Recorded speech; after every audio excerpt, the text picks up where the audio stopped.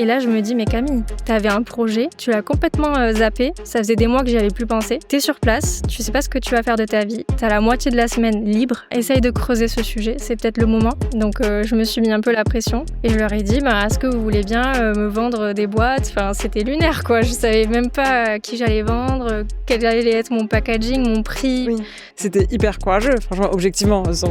Je me suis jamais projetée à la tête d'une entreprise avec des employés. Je me suis dit, moi, je vais vendre un peu de matcha, je vais en vivre et puis voilà quoi, je serai libre. Je me suis fait surprendre en fait par le succès d'Anatae. Bon, c'est super de dire ça, mais je faisais les colis moi-même et j'allais à la poste plusieurs fois par jour, des fois des sacs pleins quoi. Je me disais bon, ok, il faut trouver une solution. C'était un truc de malade. Et j'ai senti à un moment donné que quand je recevais une commande, j'étais limite deg. Je me suis dit là, c'est totalement contre-productif, on arrête tout. Il faut vraiment trouver un logisticien rapidement. Bienvenue sur notre podcast Gut Feeling. On est Anouk et Lisa, on est amies d'enfance et il y a 5 ans, on a lancé Dijo, la première entreprise dédiée à la santé du ventre. Pourtant, il y a 5 ans, personne ne croyait en nous ni en notre idée. Mais justement, à ce moment-là, on a écouté notre intuition, on a suivi notre instinct, notre fameux gut feeling. Et aujourd'hui, on a décidé d'approfondir justement qu'est-ce que c'est ce gut feeling en interrogeant des personnalités inspirantes qui ont décidé de changer de vie en écoutant ce fameux instinct. Bonne écoute! Bonjour à tous, bienvenue sur notre podcast Gut Feeling et aujourd'hui on est ravis d'accueillir Camille, la fondatrice d'Anatae. Bonjour, Matcha. Merci. Bienvenue. Merci beaucoup. On est trop contents de te recevoir ici déjà parce qu'on est des grandes fans de ta marque et en plus on a plein de similitudes dans nos parcours. Déjà tu as aussi une thyroïdite d'Hashimoto comme moi. Yes. Tu t'es lancée en 2019. Oui. Tu as justement écouté ton gut feeling pour te lancer et créer le métier de tes rêves. Oui. Donc, je te laisse te présenter rapidement et ensuite, on a plein de questions à te poser. Trop bien. Bah oui, donc tu l'as dit, j'ai lancé Anatae en 2019. Mon idée, elle est venue il y a à peu près 10 ans, mais voilà, je me suis lancée il y a 6 ans et demi. J'ai 31 ans. Voilà, je suis plein d'autres choses que la fondatrice d'Anatae, mais c'est une part importante de ma vie. Et j'ai une équipe de 7 personnes, bientôt 9. Et voilà, j'habite dans le sud de la France. Et alors, du coup, qu'est-ce qui t'a amené à créer Anatae ? Oui, qu'est-ce que tu faisais avant ? Avant, je faisais mes études. J'ai pas eu une longue carrière avant ça. J'ai travaillé juste pendant 1 an. Et pendant cette année-là, je me disais, bon, ok, je trouve vraiment pas une voie qui me plaît. J'ai fait 3 CDD pendant cette année-là. C'était chaotique. J'ai travaillé notamment chez Eres, qui est une marque du groupe Chanel. Donc j'avais un bon poste, je sortais d'école de commerce. C'était un peu un chemin parfait. Mais moi, je m'épanouissais pas du tout. Et j'avais cette idée de thé matcha en tête que j'avais eu pendant mes études, lors d'un stage en Asie qui revenait souvent. Et je me suis dit, bon, là, c'est peut-être le moment de l'écouter et de partir au Japon pour me former sur ce thé et lancer ma boîte. Voilà, c'est comme ça que ça s'est passé. Mais parce que c'était moins à la mode quand même d'être entrepreneur au moment où tu t'es lancée. Tu avais des gens dans ton entourage qui étaient eux-mêmes entrepreneurs. Qu'est-ce qui t'a aspiré à faire ça? Parce qu'effectivement, le Covid a donné cette envie, je pense, de liberté à beaucoup de personnes. Mais toi, quand tu t'es lancée, en plus, sans vraie expérience professionnelle, alors qu'à l'époque, tout le monde disait, tu peux pas te lancer si t'as pas fait 10 ans de carrière. Ouais. C'était hyper courageux, franchement, objectivement. Oui, c'est vrai. Mais moi, en fait, je m'étais même pas trop projetée en tant qu'entrepreneur pendant mes études et tout. Je m'étais dit, je vais travailler dans une boîte. Je rêvais d'une grande boîte, voilà, comme une boîte du groupe Chanel, par exemple. Et je me disais, ça va être cool, je vais avoir un bon poste et je vais évoluer dans une entreprise comme ça. Et en fait, non, je trouvais vraiment pas ma place. Je voyais les autres autour et je me disais, mais je veux pas de cette vie, quoi. Ça me stimulait pas du tout. Et puis même si je m'imaginais gravir les échelons dans l'entreprise, ça me donnait pas plus envie. Donc je me suis dit, je crois que j'ai envie d'être indépendante. Mais vraiment, l'idée, elle est née comme ça, de rien du tout et sans y connaître rien et en ayant personne autour de moi qui était entrepreneur. Et en fait, je crois qu'au début, assez naïvement, je me suis imaginé que j'allais vendre du thé matcha, mais à mon compte. Je me suis jamais projetée à la tête d'une entreprise avec des employés. Je me suis dit, moi, je vais vendre un peu de matcha, je vais en vivre et puis voilà quoi, je serai libre. Mes clients, je sais pas encore qui ça sera, on va voir si c'est des particuliers ou des restos, mais je pourrais me faire une marge sur le matcha que je vais sélectionner au Japon et puis je vivrai de ça et ça sera cool quoi. Puis après, les choses, ont commencé, puis j'ai vu l'engouement, bon, on en parlera, mais j'ai vu l'engouement des clients et tout et c'est là que, bah, j'ai dû commencer à embaucher et ça a pris une toute autre dimension que j'avais pas visualisée, en fait. Ouais. Et toi, par exemple, enfin, ton rapport aux produits, au matcha, qu'est-ce qui faisait justement, tu penses que cette idée, elle revenait en permanence? Pourquoi le matcha, ça t'a habité tout ce temps? Mmh. Alors moi, je suis d'une famille où on boit beaucoup de thé. Déjà, j'adore le thé. Même enfant, on en buvait. Pas très bien, mais on en buvait et donc ça, c'est une boisson qui m'a toujours plu. Mais après, c'est vrai que l'idée d'en faire une boîte, c'est encore autre chose et ça, c'est quand j'ai habité à Hong Kong pendant 6 mois pendant mes études. J'ai commencé à consommer du thé matcha là-bas et je me disais: «Tiens, c'est hyper bon ici, il y en a un peu partout», parce que même si le matcha, c'est japonais, en Asie, il y en avait déjà un peu partout et quand je suis rentrée en France, je me suis dit: «OK, donc là, j'ai fait mon stage de fin d'études, ça y est, je suis diplômée et je sais pas ce que je veux faire. Par contre, le thé matcha, je pense que ça pourrait plaire en France et j'en vois pas trop». Donc j'ai commencé à travailler, mais j'avais quand même cette idée en fond où je me souviens, j'achetais, du thé matcha dans les magasins bio et je le trouvais vraiment pas bon et je me disais: «Mais il y a un truc à faire, c'est pas le même thé que celui que j'ai goûté en Asie, il est amer, il est kaki, c'est pas du tout la même chose» et cette idée revenait tellement souvent que je me rappelle avoir, griffonné des petits documents où je me disais: «OK, alors, je peux vendre mon matcha à telle personne», donc je démarrais vraiment de zéro. Je me disais: «Qui peut être intéressé?» et en fait, plein de monde. Je pensais aux spas, je pensais aux pâtissiers, je pensais aux restaurateurs, et voilà, j'avais griffonné plein de trucs. Puis en fait, j'ai laissé ça de côté parce que je pense que j'avais peur et puis c'était un peu trop abstrait pour moi, j'étais quand même super jeune. Tu savais pas par où commencer, en fait? Bah, ouais, je savais pas par où commencer. Moi, je croyais aussi que pour faire un site et tout, il fallait savoir développer. J'étais persuadée de ça. Nous aussi, d'accord. Ouais. Du coup, je me disais: «C'est quand même un énorme projet». Tu pas de Heu, fond? ouais, j'ai pas de fonds, je viens de finir mes études, enfin, c'est lunaire, quoi. Donc je laisse de côté. Je travaille pendant 1 an et après un été où vraiment je me dis: «Bon là, je suis au point mort, mon dernier CDD vient de se terminer, j'ai pas du tout envie de postuler, de recommencer un peu à mentir, à dire que je suis hyper motivée alors que je déteste tout ce que je vois comme offre d'emploi». Donc là, j'ai un peu d'argent de côté, je vais aller dans le pays qui me donne trop envie depuis longtemps, le Japon et je me dis: «Je pars 2 mois» et je regarde sur internet et je tombe sur un site qui s'appelle, Workaway, qui permet de faire des petits boulots à l'étranger et d'être, logé en échange et donc je book 2 mois au Japon avec, des petits boulots à mi-temps. J'y vais. Donc là, je suis plus trop dans le matcha, hein et j'arrive là-bas et c'est le pays du matcha, donc il y en a partout. Il y en a partout dans les supermarchés, dans les coffee shops, tout est au matcha et là, je me dis: «Mais Camille, tu avais un projet, tu l'as complètement, zappé». Ça faisait des mois que j'y avais plus pensé. Tu es sur place, tu sais pas ce que tu vas faire de ta vie, tu as la moitié de la semaine libre, ben, essaye de creuser ce sujet, c'est peut-être le moment et donc c'est là que je me suis mis à être une vraie geek du matcha et que j'ai commencé à être obsédée et à vouloir tout savoir, à me faire des fiches. Je me rappelle, j'allais dans les Starbucks, je me posais pendant 2 heures, avec la Wi-Fi, je faisais des fiches comme une folle et surtout, je me disais: «Bah, il faut que tu rencontres des gens qui cultivent ce thé» et c'est là que j'ai commencé à comprendre aussi ce que c'était le thé matcha parce que je savais que c'était du thé vert en poudre, mais j'avais pas beaucoup plus d'infos. Et là, du coup, j'ai rencontré des agriculteurs, j'ai fait un peu de porte-à-porte, je rentrais dans les magasins, je disais: «Est-ce que, vous savez d'où provient ce thé?» Je montrais le packaging, et comme ça, j'ai réussi à rencontrer, une dizaine d'agriculteurs pendant ces 2 mois et à visiter des champs, des usines et à rentrer dedans et à comprendre pourquoi il y a des qualités différentes. Heu, voilà, comprendre tout l'univers, en fait. Quand on démarre dans un truc, de toute façon, il y a tout à Oui. apprendre donc C'est génial parce qu'en fait, tu avais identifié, un peu par hasard ce produit. Mmh. Tu te dis qu'il y a un gros potentiel, si ça arrive en France et là, tu as l'opportunité vraiment de devenir, l'experte, Ouais. Ça aurait été sympa, nous, pour devenir les experts du ventre, on puisse faire un voyage dans un pays étranger plutôt que de se taper toutes les études scientifiques. Un pays spécialisé dans le Ouais. ventre. Mais par contre, tu peux pas nous laisser comme ça. Du coup, c'est quoi le match? Ah ouais, explique-nous un peu parce que raconte-nous parce que nous, on en boit tous les jours et Ouais. effectivement, c'est du thé vert en poudre, point. Ouais. Bah, À 6 €. 6 €. ce qui est intéressant, c'est que moi, au début, le matcha, j'avais aimé l'idée pour le goût. OK, je m'étais dit: «Voilà, c'est très bon, point».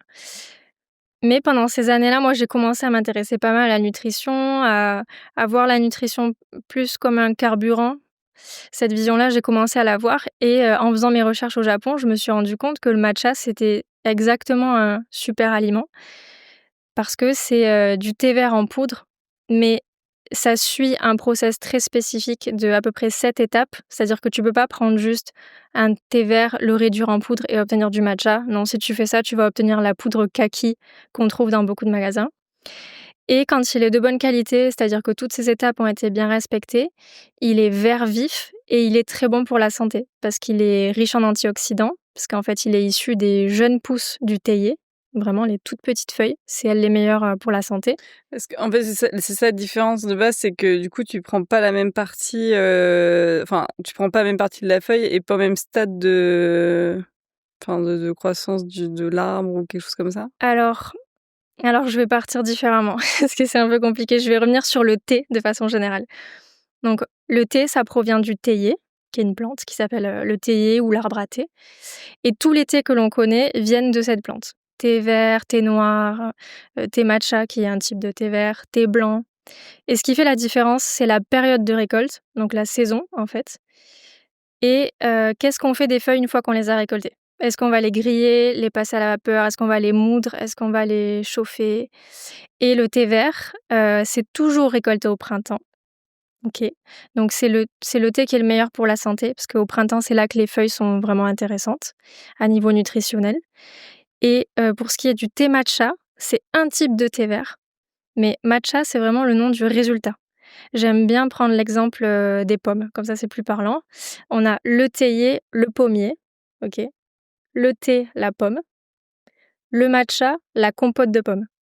OK. C'est vraiment un résultat qui ne dit rien de la variété, par exemple. Mmh. Très bien cette image, j'ai Voilà. compris. Donc le C'était le matcha matcha pour les nuls.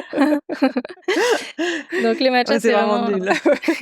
donc c'est vraiment un résultat et heu et si on bâcle toutes les étapes pour l'obtenir, bah, on a un résultat de mauvaise qualité parce que, par exemple, on va vouloir aller plus vite, donc on va vouloir chauffer plus, mais ça va cuire le thé, donc au final, aucun intérêt.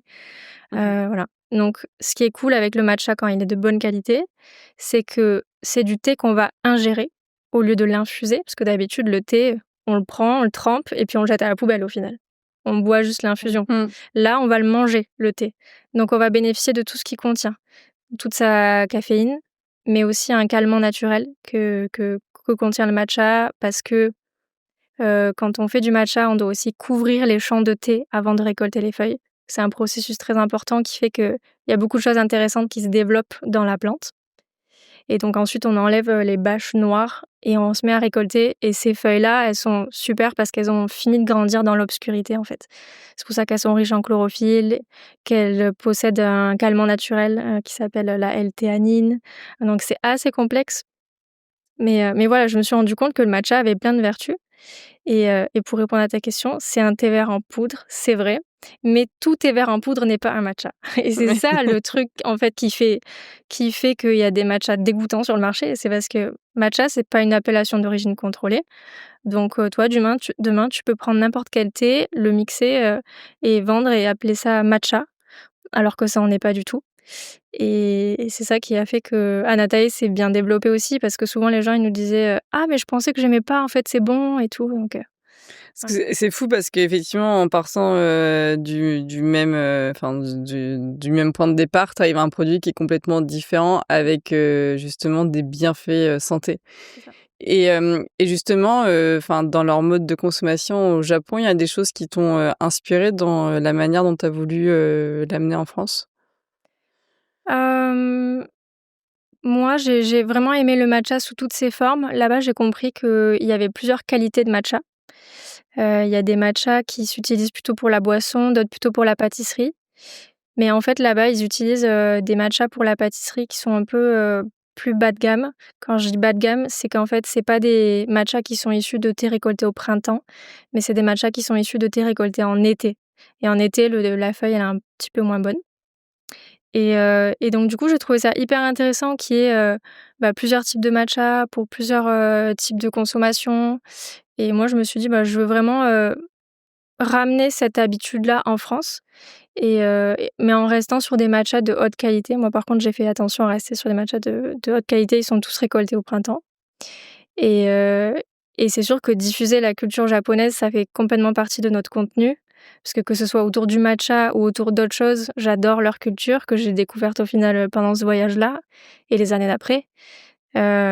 J'adore leur philosophie, que ce soit au niveau de la nourriture ou de la façon de vivre. Ils sont très proches de la nature, ils sont très respectueux, ils mettent en avant la lenteur. C'est quelque chose, je trouve, dont on a besoin. Donc ouais, j'ai quand même eu un coup de cœur pour la culture de façon générale. Et du coup, on peut reprendre l'histoire du voyage. Donc là, ça fait 2 mois, tu rencontres des agriculteurs. Bon là, ta passion pour le matcha, elle devient vraiment très concrète. Tu deviens experte du sujet. Et donc là, ta conviction d'en amener en France, c'est à ce moment-là qu'elle se développe vraiment. De toute façon, tu fais ce voyage. T'avais quand même déjà pris un billet retour ou t'avais dit 2 mois, mais tu savais pas forcément si tu rentrais J'avais pris un billet retour et je me disais: «Il faut absolument que je trouve pendant ces 2 mois». Donc je me suis mis un peu la pression. Enfin, ça, c'est quand je suis arrivée et que j'ai vu le matcha, partout et que je me suis dit: «OK, tu vas te consacrer à ça». Je me suis dit: «Par contre, tu as 2 mois, quoi. Tu as 2 mois», donc ce que j'ai fait, c'est que j'ai raccourci, mes petits boulots pour essayer de gratter des jours où je pourrais aller, passer plus de jours dans les champs. Parce que moi, mes petits boulots, c'était dans des villes, c'était à Tokyo et Osaka et le thé, ça pousse pas dans les villes, ça pousse dans les montagnes. Donc il me fallait plusieurs, week-ends. Par exemple, je groupais mes heures de travail en début de semaine pour aller passer 3-4 jours, là-bas. Puis j'ai raboté un peu mon premier job et mon deuxième pour, au milieu, avoir 2 semaines encore de libre pour pouvoir parcourir les régions qui cultivent le thé et ouais, je me suis dit: «Moi, je veux un matcha bio». Je consommais pas encore bio à cette époque, enfin, c'était pas comme aujourd'hui, mais je commençais à trouver ça quand même important, surtout pour la santé, pour se dire: «Bon, là, je vais quand même mettre sur le marché un produit, les gens vont le consommer, donc j'en suis responsable. J'ai envie que ce soit bon quand même, pour la santé, j'ai pas envie que ce soit plein de pesticides».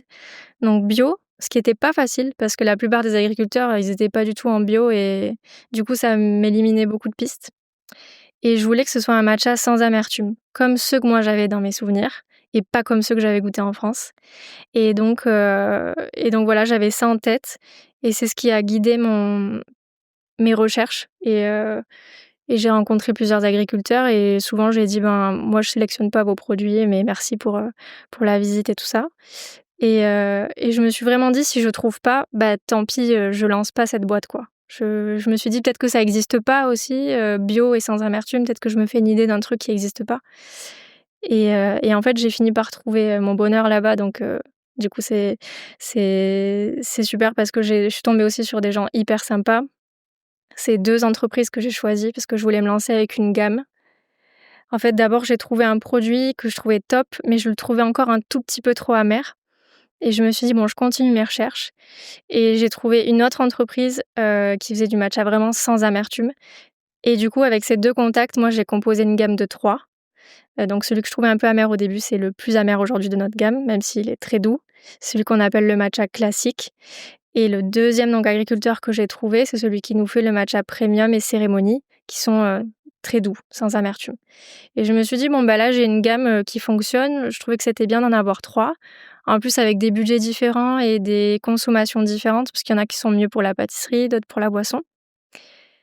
Et je leur ai dit: «Bah, est-ce que vous voulez bien, me vendre des boîtes?» Enfin, c'était lunaire, quoi. Je savais même pas à qui j'allais vendre, quel allait être mon packaging, mon prix. Oui. C'est là qu'ils m'ont dit, on a tout construit, fil par fil, quoi. Ils m'ont dit: «Bah, moi, comme packaging, je peux te proposer ça ou ça ou ça». J'ai dit: «Bon, bah, ça, c'est en plastique, ça, c'est pas très bon, pas très beau. Bah, la petite canette, là, elle m'a l'air, pas mal», et puis ça s'est fait comme ça, quoi. Et après, tu as quand même tout le sujet de import-export. Ça te fait pas peur? Tu te dis. Oui, c'est ça. Et maintenant, enfin, une fois, OK, C'est quand même des milliers de kilomètres. là, moi, je suis chez le producteur. J'ai compris on a trop le thé. Genre, après, tu fais quoi? Bah, Voilà, en nous, fait, on aurait paniqué. mais tu sais, je sais pas si vous avez aussi vécu ça, mais je pense que j'avais une naïveté qui m'a Mais beaucoup aidée, complet. quoi. Mais déjà, de juste se dire, bon, en fait, cette idée, elle est géniale. Nous, c'était, en fait, les probiotiques, c'est extraordinaire. Prendre soin de son ventre, ça change la vie. Et on avait envie de dire à tout le monde, mais prenez des probiotiques, c'est trop bien. Et vraiment, notre idée business, c'était ça, genre, prenez des probiotiques. On avait toutes les contraintes, on les voyait pas parce qu'en fait, comme tu dis, à ce moment-là, on avait la chance dans nos vies d'avoir rien d'autre à faire Mmh. que d'essayer de faire avancer ce schmilblick, quoi. vous n'avez pas d'enjeu, pas d'échéance, pas Oui, de puis un peu pas de business pareil, plan, quoi. on était en transition professionnelle l'une et l'autre et du coup, on était juste passionnés par ce sujet, on adorait passer nos journées ensemble et on faisait, voilà, on prenait notre vélo, on allait dans les salles de sport, on parlait des probiotiques et on se disait: «Bon, bah, c'est génial», mais sans non plus une vision, c'est vrai que tu entends des entrepreneurs, Mmh. qui, font des études de marché, des business plans pendant, des années avant de lancer leurs produits et tu as un peu ce truc-là de naïveté, en effet, de se dire: «Bah, non, mais moi, je suis juste animée par ce sujet, j'ai juste envie d'en parler à un maximum de personnes» et c'est comme ça que finalement ça voilà, ça s'emboîte et ça donne, Ouais, des belles entreprises ensuite. complètement. J'ai pas du tout fait de business plan et j'ai pas du tout vu, tous les potentiels problèmes qui allaient arriver. Je me suis juste pris, un par un et je me suis dit: «OK, comment on traite ça? OK, next». Ouais, vaut mieux pas voir les problèmes avant. Mais là, Ouais. du coup, tu fais quoi? Tu les mets dans ta valise? Tu réserves un conteneur qui va arriver en France? Tu fais quoi? Alors, c'est rigolo parce que là-bas en fait, après, ces 2 mois au Japon, moi, initialement, j'avais prévu aussi 2 semaines en Corée du Sud. Pareil, faire un petit boulot là-bas et passer 2 semaines en Corée du Sud, donc j'y vais. Mais maintenant avec mon obsession matcha, donc je suis une autre personne. Je ne pense qu'à ça jour et nuit, donc pareil, là-bas, je suis dans des cybercafés, machin et je dépose mon nom de marque en cybercafé à Séoul quand même. Donc je suis déjà sûre de mon truc. Mais sur l'INPI français? Oui, sur l'INPI français. Je me dis, je crois que en fait, je suis tellement dans ma bulle et je suis tellement motivée qu'avant que je rentre, il faut que je fasse un truc qui m'engage plus ou moins, même si ça t'engage à rien, mais comme ça, je me lance vraiment, quoi. Comme ça, je me laisse pas décourager en rentrant par, ma famille ou autre. Par exemple. Par exemple, juste comme ça. Et donc, ouais, je rentre et là, ben, je continue à échanger avec eux par mail. Je leur demande les prix, c'est là qu'on fixe un peu, voilà, les packaging. Moi, je commence à comprendre qu'on peut créer un site sans être développeur. Yes, et que du coup, je vais pouvoir créer un site et je me dis: «Ben, là, en ce moment, il y a Instagram, que je commence à bien maîtriser. Je commence à voir qu'il y a des placements de produits qui se font. Je pense que ça peut être un moyen pour moi de me faire connaître. Donc je me dis: «Je vais essayer les particuliers et les pros, mais peut-être que les particuliers, ça sera plus facile grâce à Instagram». Et je continue d'échanger avec les agriculteurs par mail et ils me disent: «Bah, voilà, notre minimum de commande, c'est 100 boîtes de chaque». Je fais: «OK, bah, je vous en prends 100 alors». Donc je prends 100, 100, 100, mes 3 gammes. Mais déjà à ce moment-là, tu as l'impression de faire un truc de ouf, en vrai. Ah oui, Oui, alors mais qu'aujourd'hui, complètement. tu les commandes par Je 10 me 000. rappelle la première Ah oui. commande, genre c'était 100 unités aussi, c'était waouh, Ah oui, non, mais J'ai c'est clair. l'impression qu'on va devoir rembourser la dette pendant Bah, en fait, c'est la première fois que tu gères de l'argent d'entreprise aussi oui, et du coup, moi, j'ai investi tout ce que j'avais. J'ai investi 14 000 €. C'était de l'argent que j'avais, sur un compte que j'avais économisé pendant mon enfance, des cadeaux de famille et tout, j'avais la chance d'avoir cette petite cagnotte-là, qui était censée servir à un premier appart ou un truc comme ça. J'ai mis tout dans un atelier et tu jamais dépensé autant dans ta vie, tu vois? Tu as Mmh. 23 ans, 24 ans, donc c'est sûr, je crois que ma toute première commande, c'était 4 000 €, un truc comme ça. Je sais plus, faudrait que je vérifie, mais et du coup 4 000 €, c'est vrai que, bah, ça fait flipper parce que c'est une somme énorme quand tu que, géré de l'argent perso jusque-là et donc ouais, j'ai décidé aussi d'emménager à Paris parce qu'à ce moment-là, j'habitais pas à Paris. Donc j'ai pris un studio, de 14 m², dans le 10e. bienvenue à Paris. Ouais. J'ai fait des petits boulots et j'ai lancé ma boîte en parallèle. Donc moi, je suis revenue du Japon, enfin de la Corée du Sud du coup, en décembre 2018 et mon site s'est lancé le 1er avril 2019. Donc j'ai été assez vite. Pendant ces 4 mois, j'ai commandé, les premières boîtes, j'ai finalisé le site, j'ai créé un petit Instagram avec, 14 abonnés. Enfin voilà quoi, j'ai commandé mes cartons d'expédition avec le logo Anatae, waouh, incroyable et puis tu es là, tu es comme un fou et tu lances Et ton e-commerce quoi. tu as tout stocké dans tes 14 m²? Exactement. Je dis Magnifique. souvent que j'avais de la chance de vendre des produits comme ça parce que sinon, des machines à laver, j'aurais pas pu les stocker par exemple. Trop bien. Ouais, Oh, c'est trop drôle. Enfin, c'est une trop belle histoire, ça nous rappelle des souvenirs aussi. ouais, j'imagine. Et du coup, au début, l'engouement, enfin, comment tu crées la notoriété? Parce que tu dois éduquer un marché, tu crées un geste nouveau, en plus un geste bien-être. On est bien placé pour savoir qu'en France, le bien-être, c'est pas non plus un réflexe automatique. Le marché il a beaucoup évolué depuis le Covid, où on s'est beaucoup plus intéressé à l'alimentation, aux super aliments, comme tu disais. Mais en 2019, c'est pas évident. Enfin, nous, en tout cas, quand on parlait des probiotiques, les gens ils nous regardaient avec des yeux genre mais je ne suis pas malade, je n'ai pas besoin de prendre des probiotiques. Ouais, je comprends. Surtout en 2019, le matcha en France, j'imagine que... Point mort. Enfin, oui, personne connaît en fait. Personne connaît. Donc, comment tu fais pour démocratiser? Est-ce que c'est vraiment le bouche à oreille, client un par un? Enfin, nous, on est assez convaincus qu'il n'y a pas de recette miracle. Pareil, on a fait les salles de sport une à une. Juste, on essayait de parler au plus de personnes possible. Au début, on était juste commercial H24 de Dijon. Comment tu as fait justement pour créer cet engouement autour du matcha? Enfin, je dis pas que tu as créé toute la tendance du matcha, mais en tout cas, tu as été hyper avant-gardiste sur le sujet. Et la marque a commencé à fonctionner avant que ce soit complètement random de trouver des matchas à tous les coins de rue dans Paris. Carrément. Et donc, comment ça s'est passé? Combien de temps t'es restée solo? Alors moi, mes premières techniques pour me faire connaître, c'était de contacter des influenceurs. Donc je m'étais fait une petite liste avec le nom de l'influenceur, le nombre d'abonnés et ce que j'allais lui envoyer, parce que j'avais 3 matchs, donc il fallait que je fasse mon choix. Je me rappelle, c'était une liste papier. Et allez, je me suis dit: «Allez, je les contacte un par un». Je leur dis que, j'ai pas de budget, mais que j'ai un produit innovant, que c'est bon pour la santé. J'essaie de choisir des personnes, évidemment adaptées avec ce que j'allais vouloir mettre en avant, c'est-à-dire des comptes soit nutrition, soit food. Et parmi ces profils-là, certains ont accepté de mettre en avant mon produit si ça leur plaisait et ont accepté de juste recevoir le produit sans être payés. Et donc comme ça m'a fait gagner une mini notoriété, mais vraiment je pense que ça se jouait 3 abonnés par jour, quoi. Mais petit à petit, c'est monté comme ça. Faut bien démarrer quelque part. Voilà. Après j'utilisais énormément les hashtags aussi à l'époque. Ouais, d'ailleurs, ils sont... maintenant sur Instagram, maintenant, je sais pas si ça marche. Je crois que ça marche plus, mais maintenant, Ça ils sont marche du plus, je SEO. crois, ouais. Oui, je t'ai envoyé hier un truc en plus. Ouais. Non, ça marche Ça y est, plus du c'est tout. fini, Enfin, les hashtags. d'ailleurs, plus personne. C'est officiellement un truc de boomer, voilà. On vous le dit tous, arrêtez les hashtags sur Instagram, c'est immonde en plus, ça ne sert à rien. Et moi, en fait, ce que je faisais, c'est pas que j'utilisais des hashtags dans mes posts, mais c'est que je tapais, par exemple, hashtag, je sais pas, manger bio, par exemple, et je regardais les gens qui postaient au sujet de manger bio. Je mettais des mots bien en français, comme ça j'étais sûre de pas tomber sur des posts du bout du monde qui allaient me servir à rien. Et là, du coup, je pouvais identifier soit des potentiels clients et j'allais liker, etc., dire voilà, j'ai lancé une marque, c'est du matcha, je sais pas si tu connais. Ou alors j'identifiais des influenceurs qui pouvaient être pertinents pour moi. Et donc je passais des heures à taper hashtag manger bio, hashtag pudding de chia, hashtag tu vois, que des trucs qui étaient, je le savais, dans cette sphère-là. Et c'est bête, hein, mais c'est des petits trucs comme ça qui ont fait que petit à petit ça a pris et qu'aujourd'hui on est à 110 000 abonnés. C'est ça la stratégie du début. C'est vraiment contacter, parler. Puis j'ai envoyé des tonnes de mails aussi. J'en envoyais un toutes les 5 minutes.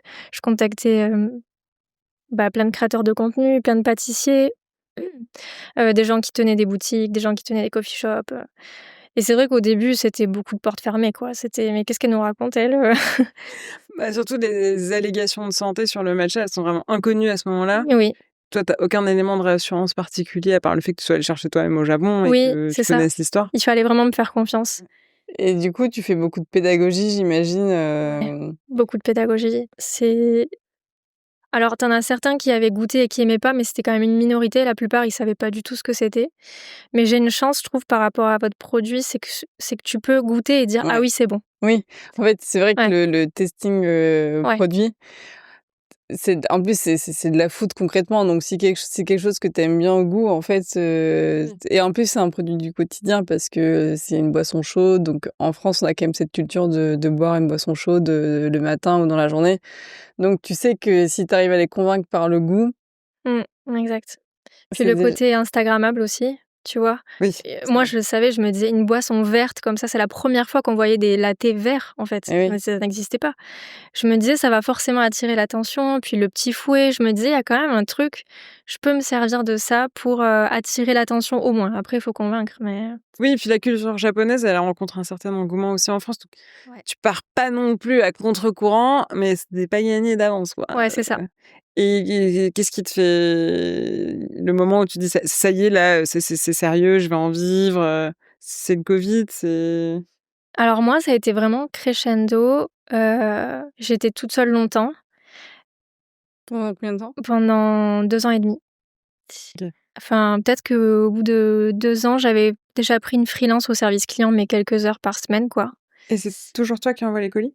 Alors, je pense qu'à peu près vers la même période, je commençais à prendre un logisticien, mais je me suis fait surprendre, en fait, par le succès d'Anata et bon, c'est super de dire ça, mais je faisais les colis moi-même et il y a un moment donné, je me dis: «Bon, là, ça commence à être un peu trop». Je passais un peu trop de temps par jour à faire les colis, quoi. J'allais à la poste plusieurs fois par jour, des Ouais. fois des sacs pleins, quoi. Je me disais: «Bon, OK, il faut trouver une solution». Mais On a fait souvent, cette erreur, je te rassure. ouais, vous aussi. Mais souvent, les logisticiens, ils te demandent un minimum de De commandes, commande. quoi. Et donc, j'ai mis un peu de temps à trouver la bonne solution et sauf que c'est là que ça a accéléré. C'était au Noël 2020 et j'ai fait 1000 colis moi-même, en décembre 2020, de mes mains, quoi. C'était un truc de malade et j'ai senti à un moment donné que quand je recevais une commande, j'étais limite deg. Je me suis dit: «Là, c'est totalement contre-productif, on arrête tout, il faut vraiment trouver un logisticien rapidement» et j'ai trouvé en février. Mais ouais, j'ai fait beaucoup de colis, moi-même. En plus, j'étais rentrée dans le sud à ce moment-là, comme c'était le deuxième confinement et ma mère m'avait passé un petit bureau, là où elle travaille et c'était l'usine à gaz, quoi. Il y avait des cartons jusqu'au plafond, un jour, ils nous ont livré, des cartons d'expédition et ma mère, elle me dit: «Mais tu sais que c'est une palette et qu'on peut pas monter les palettes ici, il y a pas de transpalette, quoi, on est dans des bureaux». Donc j'ai dit: «OK, j'arrive», c'était la bonne époque. Tu as défait toute la palette à la main? Ouais, dans la rue comme ça, hop et on faisait elle m'a aidée, on montait les cartons plats comme ça. Ah ouais, ça c'est beau. Ouais, nous aussi, on a eu des trucs comme ça. On a eu une agence de voyage en bas de. Parce que nous, on travaillait chez la maman d'Anouk parce que donc on n'avait plus d'appart, l'une et l'autre. Enfin, sketch. Au 5e étage, sans 5e ascenseur. étage. Ah, pas mal quand tu reçois beaucoup de Il trucs. y avait toujours des livraisons où, je sais pas, on n'était pas là. Et il y avait une agence de voyage en bas. Et ils passaient leur journée qui était vide. Ils passaient leur journée à recevoir nos colis. Et ils en arrivaient genre avec le big smile en mode coucou. Ouais, Vos c'était premiers employés, en fait. c'était une antenne de Dijon, le truc. Ils étaient là, du coup, on se forçait à leur parler pendant 30 minutes pour leur raconter ce qu'on faisait parce qu'on se disait franchement, c'est gênant là. Je comprends, ouais. Je comprends. Ouais, effectivement, une c'est fois, des ils bons avaient reçu souvenirs. pareil, je pense que c'était des cartons de pareil d'expédition où genre, Ah, ils nous appellent ouais. pour dire: «Ouais, on a reçu une livraison pour vous, mais on lui dit: «Où est-ce qu'on peut venir chercher demain?» Il dit: «Non, là, il faut vraiment venir chercher maintenant». aujourd'hui. Le truc, c'était genre 4 énormes cartons, ça prenait toute leur agence de voyage, genre ils pouvaient plus accueillir les gens. Punaise. Ça faisait vraiment genre pas Ouais. sérieux, quoi. Mais au début, des fois, tu te fais surprendre, tu sais pas la quantité que ça Ouais. va représenter. Moi, dans mon studio de 14 mètres carrés, un jour, j'ai reçu une réception, mais je me suis dit: «Mais tu vis d'une manière». Il y avait de tout partout dans mon appartement. Je me disais: «C'est plus possible». Ah mais nous, carrément, il y avait des moments alors au début, on s'était mis quand même un bon challenge, c'est qu'on écrivait à chaque client un message à la main, une Moi carte. aussi, moi aussi. Et les gens les adoraient. Du coup, on était hyper attachés à ce truc. Sauf que passé un certain Pas moment, délégué, enfin. Ouais. on était complètement dans le jus. Je me souviens que parfois, on finissait le soir, on dormait ensemble, c'est-à-dire qu'on rentrait même pas chez nous ou quoi que ce soit. Et le matin, on reprenait direct pour C'était l'activité après dîner, on se disait Ouais, vas-y, on genre- se tire les cartes pour après manger. Genre tu finis avec genre ton infusion, tu papotes et t'écris. Mais je repense vachement quand tu dis ça. Nous aussi, on était dans notre bulle. Enfin, on ne pensait qu'à ça. Notre vie à côté n'existe plus. On était obnubilés par cette idée de faire les meilleurs probiotiques de la meilleure qualité possible avec ce qu'on avait découvert, nous, à travers des études scientifiques et ce qui se faisait outre-Atlantique à ce moment-là. Mais ça te, ça te prend au trip. Enfin, vraiment, tu ne penses qu'à ça nuit et jour. Et tu Oui. te dis, mais pas dans le sens business, mais dans le sens, je vais révolutionner quelque chose. Enfin, Ouais. nous, on avait vraiment l'impression Ouais. d'avoir inventé un truc, quoi. T'as ça et surtout, enfin comme toi en fait, on vient pas de ce domaine-là, donc toi t'as pas, je veux dire t'as pas grandi dans une famille de producteurs de matcha. Nous on vient pas d'une famille non plus, enfin de je sais pas De chimistes. scientifiques, D'une usine de médecins, biochimie. d'une usine de Ouais. biochimie, bien évidemment. Et du coup, en fait il y a aussi ce truc où nous tous les jours on apprend une information supplémentaire. Donc c'est pareil, c'était la révolution au niveau des recherches du microbiote. On découvre à quel point le microbiote est important pour la santé, à quel point il a des impacts sur le stress, la gestion du poids, tout un tas de fonctions du corps. Et du coup, tous les jours, nous-mêmes, on lit un nouvel article ou on découvre une nouvelle découverte justement sur le microbiote et du coup ça, à chaque fois on a une excitation supplémentaire de se dire non mais c'est vraiment incroyable, il faut vraiment qu'on le fasse, prenez des probiotiques. Ouais, mais tu sais que cette énergie-là, je pense qu'elle se ressent chez les clients qui ouvrent le colis. Tu vois, enfin, ça devait forcément se transmettre dans vos posts, dans vos lives Insta. Même parce qu'on livrait pas mal de nos clients nous-mêmes à vélo. Et je me souviens, on leur tenait la jambe sur le pas de leur porte. En même temps, ils avaient commandé, donc ils étaient quand même intéressés. Mais genre, ils nous posaient des questions. Ils me disaient, non, mais c'est extraordinaire, vous vous rendez pas compte. Il y a telle étude qui dit que si tu grandis avec un lave-vaisselle, t'as un microbiote moins riche qu'un maman. Et les mecs, ils se prenaient un tunnel, genre, alors qu'ils voulaient juste prendre leur colis, tu vois, ils étaient avec leurs pantoufles. Mais en même temps, c'était trop drôle. Et franchement, je pense que ces gens qu'on a rencontrés à ce moment-là, c'est devenu des clients fidèles, en fait. Mais c'est sûr, des fans. Fans, non, mais je te jure. Moi, les clients que j'ai rencontrés au tout début, comme ça, je sais que ça les marque, quoi. Moi, je livrais pas moi-même, enfin, quoi que je l'ai fait 1 ou 2 fois, mais surtout pendant les salons, parfois je tenais des stands et je parlais aux gens, je faisais goûter mon thé, j'expliquais les bienfaits santé et tout. Ces gens-là, ils m'envoient des messages encore des fois. Ils me disent « Je vous avais connu en 2019, vous aviez à peine commencé. » Et puis tu sais, ils se rappellent de toi et oui, mais toujours, quoi. Nous aussi, parce qu'au début, on faisait beaucoup d'événements justement dans les salles de sport parce que, donc, comme toi, on s'était fait la liste de à qui on allait parler. Et donc, c'est dit, les gens qui vont au sport, c'est forcément des gens qui sont aussi quand même attirés par tout l'univers de la santé. Donc, il faut qu'on leur parle. Et donc, on allait faire des petites animations dans les salles de sport, des cours de yoga. À la fin, on faisait notre petit pitch sur Dijon et tout. Et aujourd'hui encore, on a des messages qui nous disent « Ah, mais je vous avais rencontré chez Épisode. » Et non, mais ça marche trop. Ça nous a ouvert des opportunités business où cette personne, elle a repensé à nous 2-3 ans plus tard. Elle nous a rappelé pour une collab, pour un autre truc.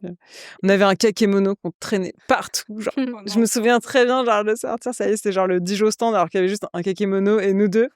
On avait trop l'impression que ça faisait genre, waouh, incroyable. Mais ouais, comme quoi, non, mais j'adore ton histoire parce que ça montre vraiment que tu peux te lancer avec rien, mais en revanche, faut aller au bout de tous les sujets. Ouais. Et si t'arrives pas à avoir la motivation, comme tu dis, ce truc qui t'anime vraiment au fond de toi, pour aller au bout de tous ces obstacles que tu vis les uns après les autres, mais forcément, ton projet, il voit jamais le jour où alors, il va finir par s'arrêter. T'abandonnes, ouais. Mais en même temps, tu vois, moi, je me dis finalement comment on aurait pu faire autrement parce que, tu vois, partir avec justement beaucoup plus d'argent en disant tu commences avec une équipe de 10-15 personnes, moi, je me dis, mais j'aurais même pas su leur dire quoi faire. Enfin, en fait, je trouve que la manière dont tu le fais aussi, et c'est limite, c'est plus facile aussi parce que de faire soi-même, de découvrir et de le faire à ton rythme. En tout cas, enfin, je sais que nous, à l'époque, on avait peur de ça parce qu'on se disait mais tout le monde lève des fonds, on va pas assez vite et on avait beaucoup cette pression-là parce qu'en fait, beaucoup de gens nous contactaient de l'univers justement fonds d'investissement. Il y avait beaucoup de boîtes de compléments alimentaires qui se lancent en même temps que nous et du coup, tout le monde nous disait faut lever des fonds, faut faire ci, faut élargir la gamme. Et en fait, on était très influencés par ces discours d'hommes surtout, mais qui ont effectivement de l'expérience, une certaine renommée, etc. Et finalement, à chaque fois, 48 heures plus tard, on retombait aussi vraiment de la pression qu'on s'était mise lors du rendez-vous et on se disait non, mais finalement, c'est pas nous. En fait, nous, on n'a pas envie de faire comme ça. L'histoire de Dijon, on a envie de la raconter de telle manière. Et en fait, on n'a pas envie, là, même demain, de recruter 20 personnes. On n'avait pas envie de ça. Et finalement, aujourd'hui, je me dis, cette contrainte budgétaire et de rythme aussi de croissance, je sais pas si on aurait réussi dans une autre configuration. Je pense que c'est ce qui rend le travail intéressant au début. Tu vois, pour une première boîte en tout cas, c'est vrai que si tout de suite t'arrives avec plein de budget, plein d'équipes, ça perd. Voilà, quand on parle des débuts, on a le sourire, c'est des bons souvenirs, quoi. Je pense que c'est. Parfois, je suis nostalgique. Mais bon, reparlons d'Anathalie et de ton aventure. Mais c'était aussi pas évident que même si tu arrives la première sur le marché d'une certaine façon, tu gardes cette avance parce qu'aujourd'hui, tu es quand même. Anathalie, c'est un des acteurs majeurs du matcha en France. Donc là, tu vas passer sur d'autres challenges d'entreprise. Donc, on va dire qu'il y a ce premier temps où tu lances ton offre, tu crées un geste nouveau. Quand est-ce que la concurrence, elle commence à se développer et toi, comment tu te dis waouh, faut que je m'adapte, comment tu vas sortir du lot? T'as pas élargi ton offre, il me semble, t'as toujours. Un petit peu, un petit peu. On a d'autres thés que le matcha maintenant. Et on a des accessoires aussi. Donc les autres thés, c'est aussi des thés qui sont produits par mes agriculteurs partenaires. parce que comme je le disais, ça provient de la même plante, c'est juste des saisons de récoltes différentes et cetera. Donc c'était un développement facile, on va dire, j'ai pas référencé de nouveaux fournisseurs. Mais le matcha, ça reste notre produit phare et c'est ce qui marche le mieux, quoi. Enfin, il y a pas photo quand on fait, 2 pubs, une sur le matcha et une sur un autre thé qu'on vend qui n'est pas du matcha, ça se voit tout de suite. Et c'est sûr que la concurrence, elle est arrivée crescendo, mais fort, fort il y a 2 ans, je dirais. Et c'est pas le même travail du coup au quotidien, parce qu'avant c'était beaucoup d'éducation. Maintenant c'est, plus, éducation aussi, mais dans le sens rétablir la vérité parce qu'il y a tout et Mmh. n'importe quoi sur le marché, Ce tu que vois? j'allais dire, en Ouais. fait, aujourd'hui, il y a quand même concrètement beaucoup de marques, de matcha. En plus, c'est vraiment à la mode et en tant que client, tu sais vraiment pas, quelle est la différence entre Mmh. tel ou tel matcha. Tout ce que tu as raconté au début, justement, c'est hyper intéressant pour ça Mmh.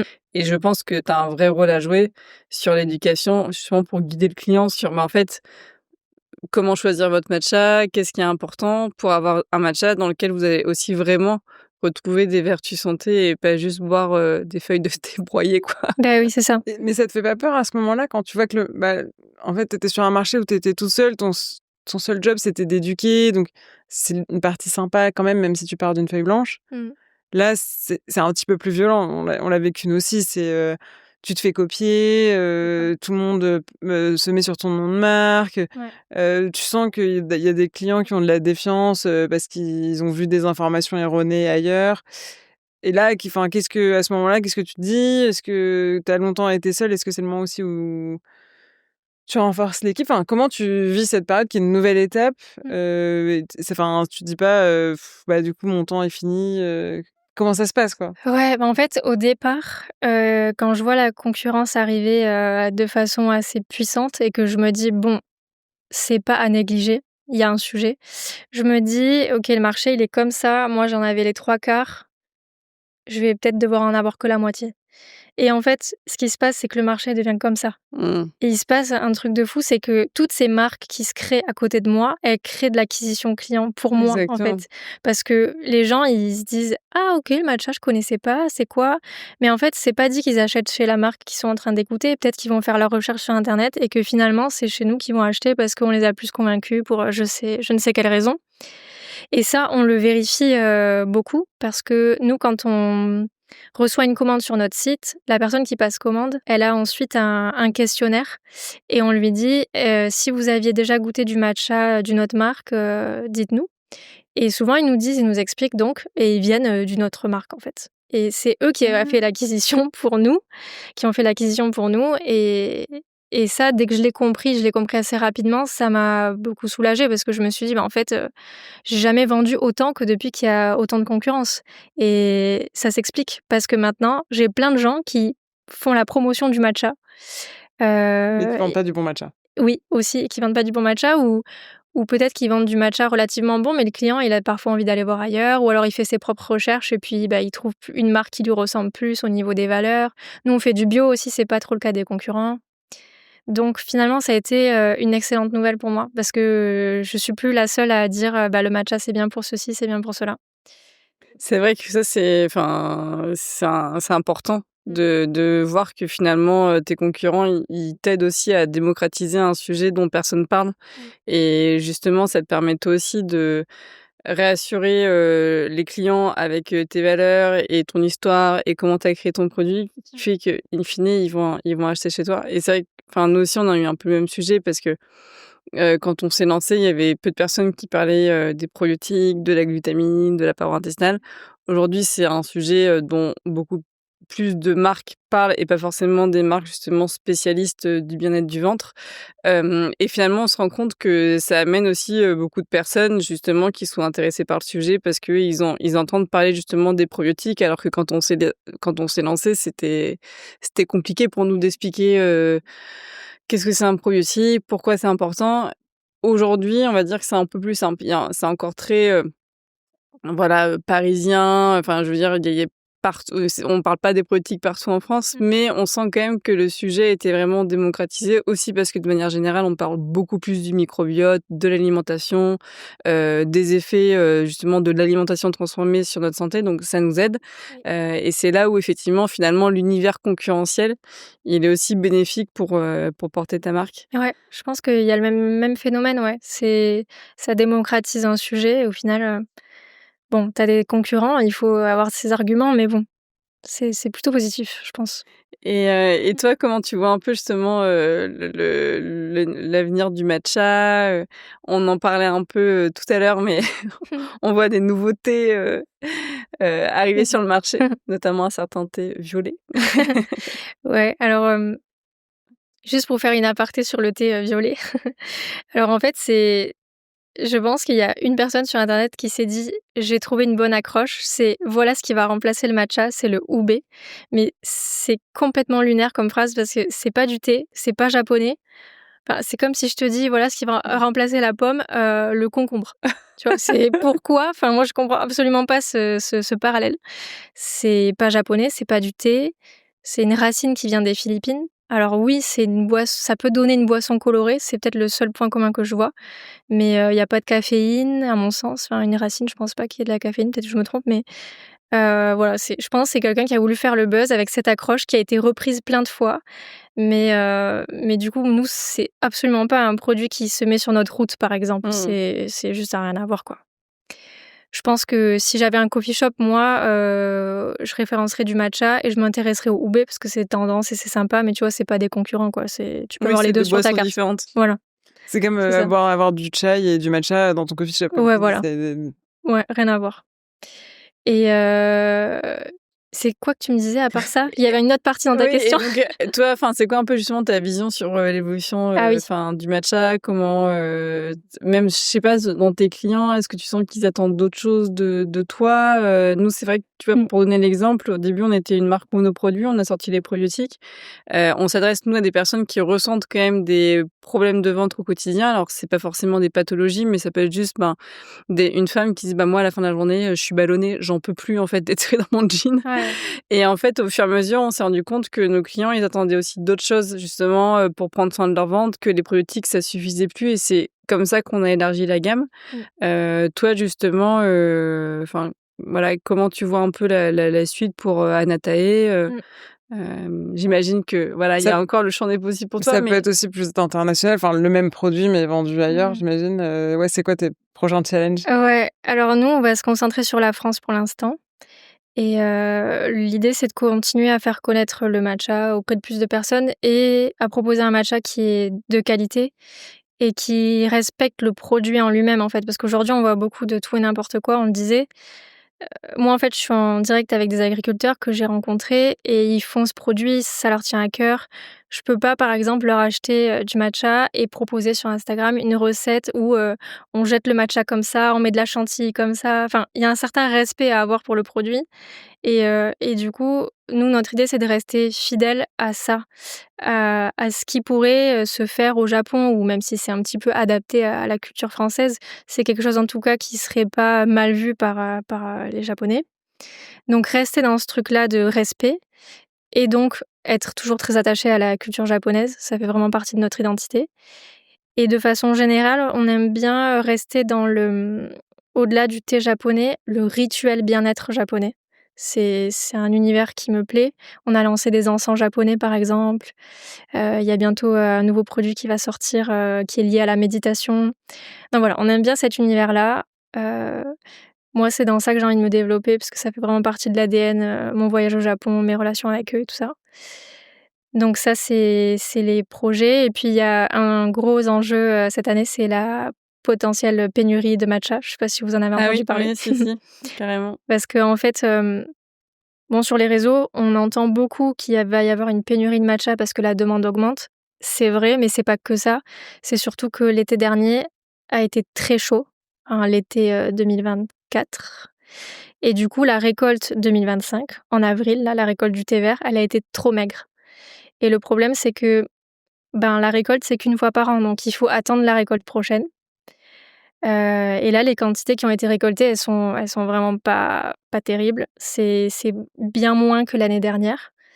Et pour vous donner une idée, moi, quand j'ai commencé, à Natae, une récolte de printemps pouvait, être stockée et être écoulée petit à petit pendant 1 an et demi, voire 2 ans. Alors que là, la récolte de printemps dernier, elle est quasiment déjà écoulée, en fait. Donc c'est pour ça qu'il y a un sujet parce que, le matcha, quand il y en a plus, il y en a plus, parce que c'est une fois par an.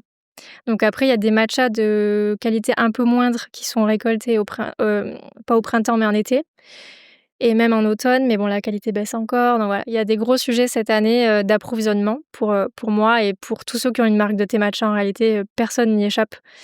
Donc il va y avoir, probablement des augmentations de prix ou des ruptures, sur les catalogues des marques de matcha. Donc moi, c'est mon gros, challenge du moment et je développe de nouveaux partenaires au Japon et je crois qu'on va sauver les meubles pour Anatae. Mais c'est vraiment pas évident à gérer. Donc ça, c'est pour cette année, mais si ça se trouve, les années d'après, ça va être aussi challengeant et aussi problématique. Donc je réfléchis quand même à une diversification des produits, encore plus pour avoir moins tous mes œufs dans le même panier, quoi. Oui, c'est un sujet d'être dépendant effectivement des aléas météorologiques, quoi, en fait, Oui, sur ta complètement. production. Ouais. Mais en tout cas, j'avais adoré un post LinkedIn que tu as fait où tu racontes que tu as emmené toute ton équipe au Japon, Oui. qui est un truc, franchement énorme, quoi. Et c'est trop génial, mais ça traduit justement, toi, cette envie vraiment que tu as d'embarquer tout le monde dans cette aventure, avec au-delà du produit, de la culture, japonaise et ouais, pour toi, ça fait vraiment une force dans la marque et je trouve ça intéressant parce que je pense que quand on a discuté souvent avec des fonds d'investissement, tout ce côté, histoire, ils sont très peu, attachés. OK.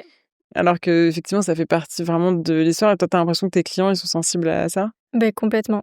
Complètement et en fait, au-delà des clients, pour, mes employés, ça a été un des meilleurs moves que j'ai pu faire, je pense, parce que ça les a fidélisés à Natae, ça les a soudés entre eux. Ça leur a fait comprendre vraiment au quotidien ce qu'ils étaient en train de vendre parce qu'ils vendent du matcha depuis, pour certains 2-3 ans, mais quand tu es jamais allé dans un champ de thé de ta vie, quand tu vas là-bas, ça prend une toute autre dimension quand même et je sais que maintenant quand ils parlent des produits, ils en parlent avec plein d'images en tête et finalement ils comprennent beaucoup mieux, ce qu'ils font et toute la partie communication, pareil, ça a été hyper enrichissant, pour Morgane qui crée notre contenu parce que elle a vu le type de vaisselle qui est utilisé, le type de packaging qu'il y a dans les magasins. Elle a pu vraiment s'imprégner de tout cet univers qui fait que, quand elle me propose un contenu, je lui dis pas: «Non, là, ton assiette, c'est plutôt chinois», tu vois? Alors que des gens qui connaissent rien à la culture, ils peuvent faire des faux pas comme ça qui décrédibilisent un peu, même si c'est pas grave. Mais moi, je vois beaucoup chez les concurrents des trucs, OK, bon là, le couvert, c'est plutôt, indien, enfin, ça n'a rien à voir avec l'univers japonais et comme je le dis, c'est pas grave. Mais je trouve que c'est hyper utile pour garder une cohérence et finalement, peu importe leur poste, ça leur a tout apporté, que ce soit en sens ou ouais, en fidélité pour le projet, c'était énorme, quoi. Trop bien. Et pour rester un peu dans le thème du Japon et aussi parce que, nous, on adore parler, santé, bien-être, justement, toi, toute cette découverte de la culture japonaise, est-ce que, à titre perso, tu as aussi changé des choses dans ton mode de vie? Tu as beaucoup parlé, du fait de ralentir, de prendre des pauses, tu en parles aussi via, là, les nouveautés qui sortent justement autour de ça. Voilà, comment toi, tu as évolué aussi à titre personnel, au fur et à mesure de ce projet? Et aussi, quelles sont aujourd'hui un petit peu tes routines, au quotidien pour prendre soin de toi, en tant Mmh. qu'entrepreneur et businesswoman? Oui et avec ta thyroïde d'Hashimoto, parce qu'on a Oui, c'est vrai. beaucoup de questions et beaucoup de gens qui nous suivent aussi pour ça. Ouais, en fait, je dirais pas que c'est la culture japonaise et cette découverte qui a fait que j'ai appliqué des choses dans mon quotidien, mais c'est plutôt mon quotidien qui m'a poussée à prendre soin de moi, notamment parce que j'ai cette maladie et parce que tu peux pas proposer, à tes clients de ralentir, de prendre une pause, de prendre le temps, parce que le matcha, c'est aussi prendre le temps et à la fois être complètement, à l'opposé, dans ta vie. Il faut avoir une certaine cohérence et du coup, c'est vrai que je m'efforce d'appliquer les messages qu'on transmet, en fait. C'est vrai que le matcha, c'est intéressant parce que c'est pas, tu sur un bouton, tu pars et tu reviens et ta boisson, elle est prête. Non, tu dois prendre au moins 1 minute pour la faire et normalement, c'est fait en conscience. Alors après, normalement, le matcha, ça se prépare, à genoux, par terre, pendant, des heures et cetera. On peut pas faire ça au quotidien, mais on peut adopter, pardon, au moins quelques principes qui vont avec, la philosophie du thé, c'est-à-dire prendre le temps, prendre conscience que chaque bol de matcha est unique aussi, ça fait beaucoup partie de leur philosophie et oui, moi, avec la maladie d'Hashimoto, j'ai un gros sujet au niveau de l'énergie. Pour moi, l'énergie, c'est la vie. C'est une petite flamme et des fois, je suis là: «Oh, aujourd'hui, je me sens pas très bien, donc attention». Donc du coup, prendre des pauses, et puis boire du matcha pour me donner de l'énergie aussi, enfin, tout ça, c'est complètement, imbriqué dans ce qu'il me faut et dans mon quotidien et c'est tout le temps présent. C'est vrai que, si j'ai un rendez-vous, par exemple, à un endroit à 10 heures et un autre endroit à 16 heures, je vais prendre soin de moi. Je vais me dire: «Écoute Camille, t'es quand même chef d'entreprise, t'as une maladie, tu vas pas te faire courir, te faire stresser, prends un taxi, regarde que là, tu peux te poser dans un café qui est confortable». Enfin voilà, je me chouchoute, on va dire, au quotidien, pour tenir le cap, quoi. Parce qu'au départ, je pense que vous l'avez peut-être fait aussi, on a peu de budget et on a ce truc de: «Ah, faut que je donne tout pour ma boîte». Oui et puis Mais en surtout, tu fait, veux pas non plus dépenser d'euros. Je trouve que justement ce truc de, justement, s'offrir du temps, prendre soin de toi, tu étais en mode économie, ouais. c'est l'argent d'entreprise, mais c'est un peu le tien Mmh. et ça, on a mis, vraiment, 2 ans à le comprendre justement pour vraiment être gestionnaire d'entreprise et aussi, justement, tu as raison de prendre soin de toi, de payer parfois des gens pour faire des choses à ta place. Ouais. Déléguer, ça rentre aussi dans justement dans le fait de prendre soin de soi pour, se préserver et c'est vrai que je trouve qu'au début, c'est difficile, Mmh. de se mettre en priorité. Tu as l'impression que, de toute façon, tout repose sur toi et que du coup, tu peux t'accorder 0 pause, sinon ta boîte, elle va couler. Ouais, c'est vrai. Mais moi, avec les années, et je sais pas si c'est un chemin que j'aurais fait sans Anatae, mais le plus important pour moi, c'est la santé. Je le mets toujours avant tout le reste et du coup, des choses que je faisais avant, je les fais plus, tu vois? Je me dis: «Non, là, tu peux quand même, t'accorder une pause à tel moment. Tu peux, te choisir un hôtel, 20 € plus cher parce que, tu seras beaucoup plus proche de ton rendez-vous le lendemain matin». Enfin, ça fait vraiment, vraiment partie de ma façon de penser, au quotidien et c'est sûr que la maladie d'Hashimoto, y est pour beaucoup.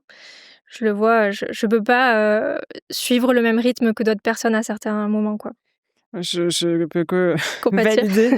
Et le matcha, justement, ça t'aide? Enfin, tu as senti une vraie différence, toi, justement, par rapport à cette maladie, Ouais. sur, ton ressenti? Ouais, tu sens en termes de quoi, du coup? D'énergie, de digestion? Énergie. Ouais, OK. Énergie, uniquement énergie. Franchement, je sais pas si toi c'est pareil, mais moi, c'est certains matins qui sont difficiles. C'est le réveil, avec le brouillard, quoi. Tu as l'impression Ouais. que même si tu viens de dormir 8 heures ou 10 heures, Mmh. tu Ouais, pourrais rentrer de fête, de teuf, ce serait pareil, quoi. exactement. Mais tu bois combien de matcha par jour, toi? Grave, Dis-moi. j'allais poser cette question, je lui ai dit: «Est-ce que tu as du matcha en perf?» Genre. Non, en vrai, j'en bois un par jour, parfois 2, mais 1 par jour et c'est vrai que le matin, Tu es trop déçue, là, je te sens. Putain, OK. parfois, moi, j'ai du mal, c'est comme si ma journée, elle avait pas un top départ.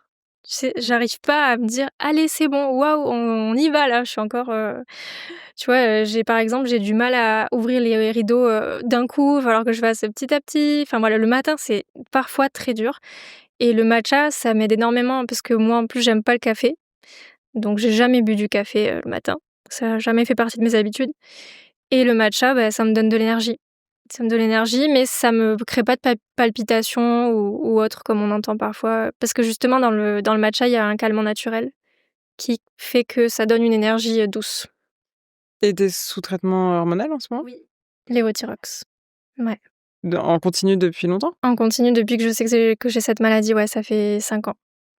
OK. Ouais, tous les Tu as jours. jamais, essayé de d'arrêter? D'arrêter. Non, je sais que tu as déjà fait ça, mais pour moi, c'est un mystère.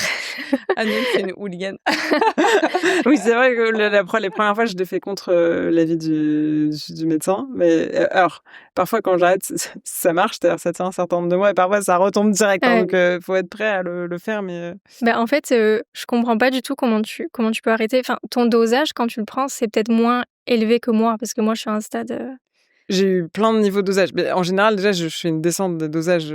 progressif. Après, je pense que la chance que tu as, c'est que toi, ça fait 5 ans que du coup, tu as réussi à trouver un dosage. Enfin, je sais pas si tu l'as augmenté au fur et à mesure, mais moi, Beaucoup. pour le coup, j'ai eu 2 grossesses qui ont à chaque fois vraiment perturbé, même si que je sois sous traitement ou non. Je suis un peu repartie de zéro. Pendant la grossesse, au moment de l'accouchement, à chaque fois j'ai allaité. Quand j'ai arrêté d'allaiter, ça a encore changé les trucs. Et du coup, j'ai vécu beaucoup d'aléas où je trouvais que naturellement j'avais des aléas, le traitement et les changements de dosage rajoutaient des aléas. Donc à un moment, j'étais un peu en mode genre, j'aime bien me retrouver en tête à tête avec moi-même. Ouais. Donc c'est pour ça que j'ai aussi forcé un peu, je pense, ce traitement. Mais effectivement, c'est hyper personnel et il faut avoir des moments dans ta vie où c'est propice de te dire: «Bon, vas-y, j'ai envie de tester ça». Et je pense que moi, j'avais cette appétence parce que je déteste le fait de prendre le Mais lévothyrox à jeun. j'ai été obsédée aussi par, l'idée d'arrêter. Donc je comprends totalement. Mais c'est juste que, j'ai pas réussi, en fait, à me dire: «Ben, là, vu mes résultats, je peux commencer à réduire». Je suis pas Oui. arrivée à ce stade, en fait, tu vois? Non, non, mais ça, encore une Ouais, fois, c'est hyper personnel et ouais, enfin, chaque thyroïdite d'Hashimoto est un peu unique, ça ouais. dépend de ce que tu vis, à ce moment-là. Il y a des personnes qui sont en thyroïdite d'Hashimoto qui ont des phases d'hyperthyroïdie, ce Mmh. que j'ai eu moi. Moi, jamais. Et donc effectivement, en fait, du coup, c'est des moments qui sont beaucoup plus propices, vu que de toute façon, c'est ton traitement lévothyrox qui te fait partir en hyper. Donc là, en général, ils baissent les dosages et parfois, c'est tellement parti en hyper qu'ils disent: «Bah, vous pouvez arrêter le traitement». Ah oui, OK. Et du coup, ça dure, les fenêtres de tir sont plus ou moins, larges. Mais c'est ça qui m'a permis à chaque fois, je sais pas, j'ai surréagi au lévothyrox. Après, c'est ce qui m'a aidé à tomber enceinte, facilement. Mais effectivement, c'est très particulier d'une personne à l'autre, et j'ai essayé différents lévothyrox aussi, les gélules, comme les gélules d'oméga 3 OK. qui sont, Jamais testé. plus efficaces que les comprimés, compressés là. OK, moi, j'ai le petit comprimé. Mmh. Mais bon, c'était une petite, parenthèse sur Edith Hashimoto, on va en reparler. Si vous avez des questions, écrivez-nous sur les sur les réseaux. Ouais, non, mais tu sais, c'est hyper bien que tu en parles, parce que, ben, il y en a pas beaucoup qui parlent de ça, publiquement. Et quand tu as cette maladie, tu te dis: «Mais c'est un fardeau que je vais devoir me traîner toute ma vie, Toute quoi». ma vie. C'est dur psychologiquement, tu vois? Donc je pense que c'est bien qu'on en parle aussi aujourd'hui, même s'il y a eu une parenthèse où il y a des gens, ils étaient là: «Bon, OK, je comprends rien». Je pense qu'il y a quand même beaucoup, beaucoup de gens concernés hein, qui. Ouais. Oui, puis c'est une maladie invisible, donc c'est hyper dur de ça a été un vrai truc d'éduquer son entourage, en fait, de dire genre, je suis pas relou, je suis genre, juste, je suis fatiguée, en fait, Ouais. c'est pas de ma faute. C'est pas mon sale caractère. Et ça, c'est franchement, assez pesant, rapidement. Même, je trouve, dans une relation de couple, de parfois dire juste, j'ai pas le jus, c'est pas de ma faute, c'est pas que j'ai pas envie, c'est pas contre toi, c'est Ouais, difficile. c'est vrai. Et ouais, faut en parler, c'est vrai. Mmh. Et au niveau de l'alimentation, tu as mis en place des choses justement, par rapport à ta maladie ou pas, mais est-ce qu'il y a des justement, tu as des petites routines, Mmh. par rapport à ça? Alors, dans mon idée d'arrêter le lévothyrox il y a 2 ans, j'ai creusé plein de trucs et bon, c'est là que j'ai commencé à prendre, pas mal de compléments alimentaires que je prenais pas du tout avant, je crois. J'ai compris qu'il y avait 2 discours, il y avait le discours des endocrinologues et le discours des naturopathes et que c'était 2 mondes qui ne se comprenaient pas tout le temps. Donc j'ai essayé d'écouter quand même les 2, mais j'ai compris que, pour la thyroïde et pour la bonne conversion des hormones, il y avait des choses qui étaient quand même importantes à suivre. Donc je recommande quand même toujours de faire des analyses avant de prendre des compléments. Je trouve qu'on le dit pas assez. On dit: «Oui, prenez de la vitamine D, on en manque tous». Moi, j'ai fait ça une fois, j'étais en excès parce que je n'en manquais pas du tout à la base. Donc je pense qu'il faut toujours faire des analyses, mais du coup, je me suis mis à regarder mon zinc, mon sélénium et ma vitamine D, justement. Bon, après, j'ai pris d'autres choses aussi, mais j'ai vu que ça, c'était les plus importants, et puis j'ai essayé d'arrêter le gluten. C'était quelque chose qu'on me disait depuis un petit moment. On me disait: «Tu sais, c'est très inflammatoire, c'est pour plusieurs raisons, ça peut poser problème, et te fatiguer encore plus». Donc j'ai essayé. Franchement, j'ai eu du mal à me lancer vraiment parce que c'est tellement difficile au début, tu as Le l'impression gluten, que tu y c'est arriveras dur. jamais et franchement, j'ai fini par réussir. Là, je suis pas 100 sans gluten, mais 98 quoi. Il va m'arriver de manger un truc qui est pané, parce que voilà, on est resto et tout, mais je me fais rarement, un gros plat de gluten, enfin j'ai des périodes où je réessaye. Je suis encore en phase d'exploration en réalité, parce que moi, ce que j'ai envie de voir, c'est est-ce que ça a des impacts sur mes analyses quand j'arrête et quand je reprends? Et ce que je regarde, c'est les anticorps. Il y a 2 types d'anticorps qu'on surveille quand on a cette maladie. Les anticorps, anti-thyroglobulines et les anticorps ATPO et pour ma part, d'après mes analyses, ça n'a pas vraiment d'impact, à ma grande surprise. Par contre, ce que je crois, c'est que ça a un impact sur mes intestins et là, je suis avec les queens des intestins et je sens alors qu'avant je faisais pas attention vu que je mangeais du gluten un peu tous les jours, enfin, je faisais pas attention. Maintenant, quand je mange du gluten, je sens qu'il se passe quelque chose et que mon corps réagit parce que je peux avoir mal au ventre, par exemple. Donc je crois que c'est mieux quand on a cette maladie de limiter le gluten ou alors d'avoir vraiment, plein de cures, Dijon, au Ouais. quotidien parce qu'il y a un vrai sujet avec ça quand même.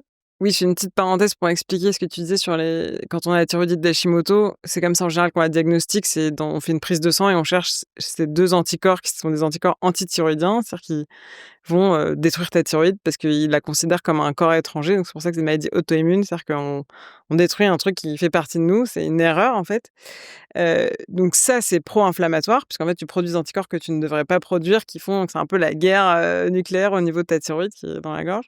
Et effectivement, l'inflammation au niveau intestinal, c'est quelque chose d'un petit peu différent, mais c'est vrai que cette inflammation au niveau de la thyroïde, elle crée de manière générale une inflammation un peu généralisée. Effectivement, comme tu dis, du coup, tes intestins sont beaucoup plus fragiles. C'est pour ça qu'aujourd'hui, il y a beaucoup de gens qui ont la thyroïdite d'Hashimoto, qui ont des symptômes proches d'un syndrome d'intestin irritable. Mmh.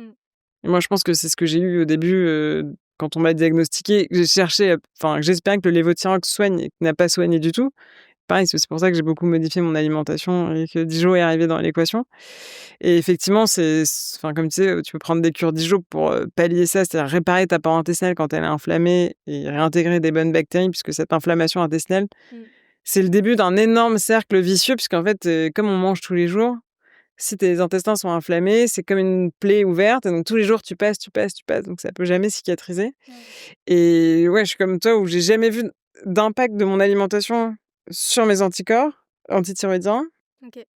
En revanche, dans mon ressenti quotidien, et l'inflammation intestinale, ça se manifeste dès que tu manges un truc, tu as un ventre de femme enceinte, Ouais. ça en fait, ça réagit. C'est-à-dire que ton bol alimentaire, dès qu'il est en contact avec ta paroi intestinale inflammée, Ouais. bah, là, ça se passe pas bien ou alors, c'est évacué ou tout est bloqué, enfin bref, c'est pas très glamour, quoi. Ça dépend aussi des différents niveaux d'inflammation, mais je suis d'accord avec toi et moi, je l'ai aussi vu vachement sur mon niveau d'énergie parce que C'est ce que j'allais te demander parce que moi, j'arrive pas trop encore à voir ça. je trouve la digestion, en fait, ça c'est un poste quand tes intestins sont un peu abîmés qui demande énormément d'énergie. Mmh. Moi, j'ai plutôt récupéré de l'énergie en ayant des régimes très simples, c'est-à-dire, presque proche de la monodiète et manger des choses, genre du riz blanc ou des légumes vapeur, faire attention aux associations alimentaires aussi et ça qui m'a permis pas mal de récupérer de l'énergie, surtout sur le repas du soir, parce que ça me permettait d'avoir un sommeil un peu plus récupérateur, parce que j'ai eu vraiment la même problématique que toi. Mmh. Je ne pouvais plus me réveiller comme si genre, je venais de dormir 1 heure alors que je venais d'en dormir, 12. C'est dur ça.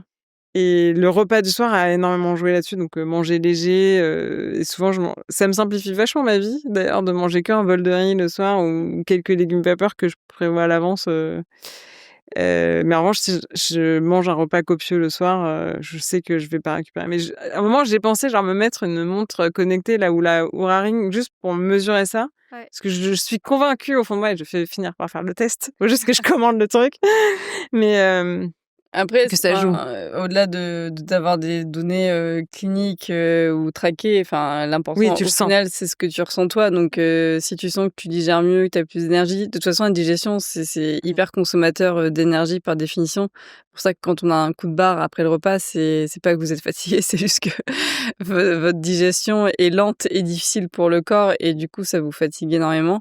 Et effectivement, j'imagine que dans le cas de votre maladie, quand il y a un terrain inflammatoire comme vous avez, bah, plus tu manges des repas simplifiés, plus ta digestion est facile et du coup aussi moins ça te crame d'énergie. Déjà que votre niveau d'énergie, on va dire, de base, il est un peu plus faible Oui. que la moyenne. Et au-delà du gluten, il y a plein de choses qui sont pro-inflammatoires, comme l'alcool ou plein d'autres choses. Ouais, je bois pas du tout moi, donc ça c'est pratique. Est-ce que tu te fais des cocktails au matcha? Moi Je non plus. pourrais, mais Et du coup, pour finir sur le ventre, parce que je pense qu'on arrive à la Oui, fin le maître du temps n'est pas content, là, on a dépassé. à la fin de ce podcast, mais donc j'ai bien compris que du coup, tu étais quand même très portée sur finalement ton alimentation ouais. par rapport à ta maladie. Hem et à contrario, est-ce que c'est quoi un peu ton petit péché mignon, ton petit truc réconfortant? Mmh. Est-ce que c'est le cookie au matcha? Pas du tout. Tu lourde. Ouais, c'est lourd. Franchement, moi, je suis gourmande quand même et j'ai pas une alimentation parfaite du tout. Heu, alors le gluten, c'est vrai que, voilà, j'essaye d'éviter, mais moi, j'adore les bonbons. Il m'arrive de temps en temps de manger quelques bonbons. C'est le truc le pire qui existe, mais j'aime bien les bonbons, donc c'est pas un truc quotidien du tout, hein, mais c'est vrai que mon copain me disait: «Mais toi, tu es bizarre parce que tu es hyper picky sur la nourriture, mais de temps en temps, tu manges des bonbons, quoi». J'aime bien les bonbons et sinon, j'aime bien le fromage.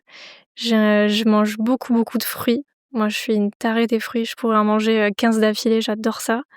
Les figues, là, en ce moment, Ouais, j'adore ça et Ça va, voilà, il y a pire comme ouais, péché mignon. ouais, c'est vrai.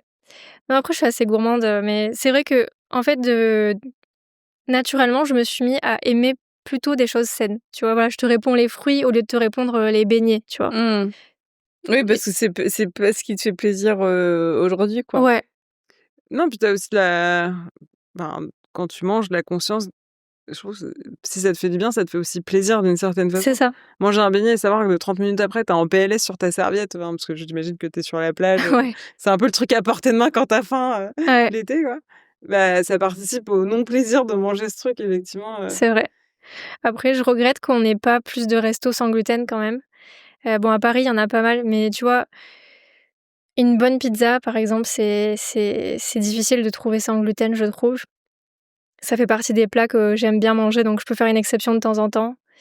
Ouais, c'est vrai que le fait de manger sans gluten, ça complique un peu les choses, donc je dis pas que je serai sans gluten pour toujours parce que je suis encore dans mes explorations, mais c'est vrai que ça, des fois, ça m'embête un peu, puis les bons croissants aussi. Ça n'existe pas le feuilleté, Ouais. sans Après, gluten, en c'est fait. une question, d'équilibre. Enfin, Ouais, moi, je pense pas que tu aies besoin justement d'être, à 100. 100 voilà, encore une fois, si tu es convaincu que ça te fait du bien et à côté de ça, de temps en temps, ton plaisir, c'est, ton croissant ou ta pizza, enfin, c'est trop bien et ça va pas changer qu'au quotidien, tu consentes ton ventre et que Ouais, ça c'est aura vrai. pas d'impact sur le long terme et nous, c'est vraiment un message qu'on essaie de faire passer aussi aux clients parce qu'aujourd'hui, en France, tu as vraiment l'impression que bien manger, c'est de se priver de tout ce qui est bon et finalement, bien manger, c'est manger genre une salade par Ouais, et nous, on essaie vraiment d'expliquer aux gens que le bien manger, c'est simplement déjà manger des aliments bruts, mais finalement manger tout. Enfin, il y a pas de mauvais ingrédients, même le ouais. gluten, un bon pain ou le vin, avec du gluten, c'est pas forcément mauvais pour la santé et d'apporter effectivement cette notion d'équilibre.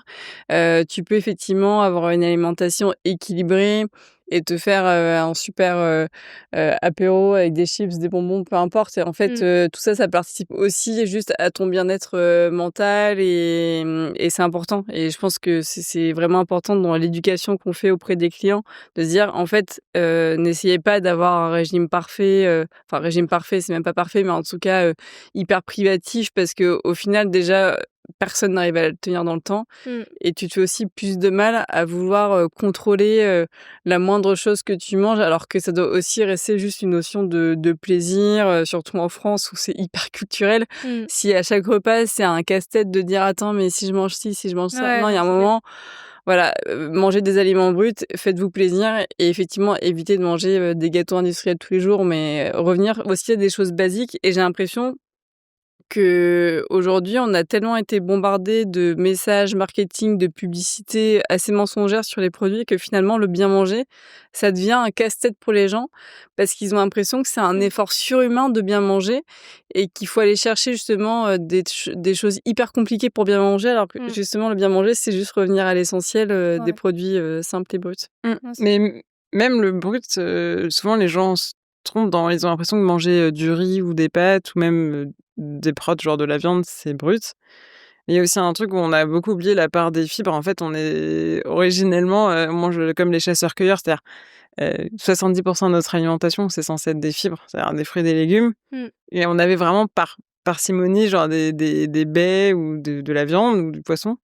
Et aujourd'hui, si tu veux, les proportions de ces typologies d'aliments sont complètement explosées parce que on a des pâtes et du riz un peu à foison. Trop de céréales dans les assiettes. Trop de céréales.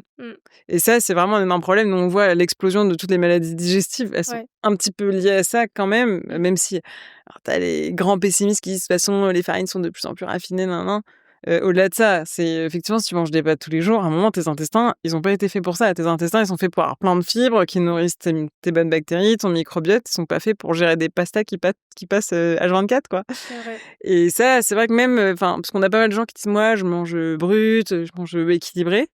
Et quand tu regardes un petit peu les proportions, tu te dis, bah oui, c'est équilibré, mais en fait, comme tu dis, il y a des phénomènes inflammatoires où nos intestins, ils sont faits pour digérer plus ou moins certaines choses. Et donc, si tu les mets si tu veux que ce soit des sportifs de haut niveau pour digérer du gluten, sur le long terme, c'est difficile, quoi. Et surtout, le gluten, c'est comme tout, mais par exemple, dans un bon pain au levain, ton gluten, il est beaucoup plus digeste parce que le levain, il a fermenté pendant des heures et qui fait qu'au final, justement, ce pain, il va être bénéfique aussi pour ta santé et tu vas le digérer beaucoup plus facilement.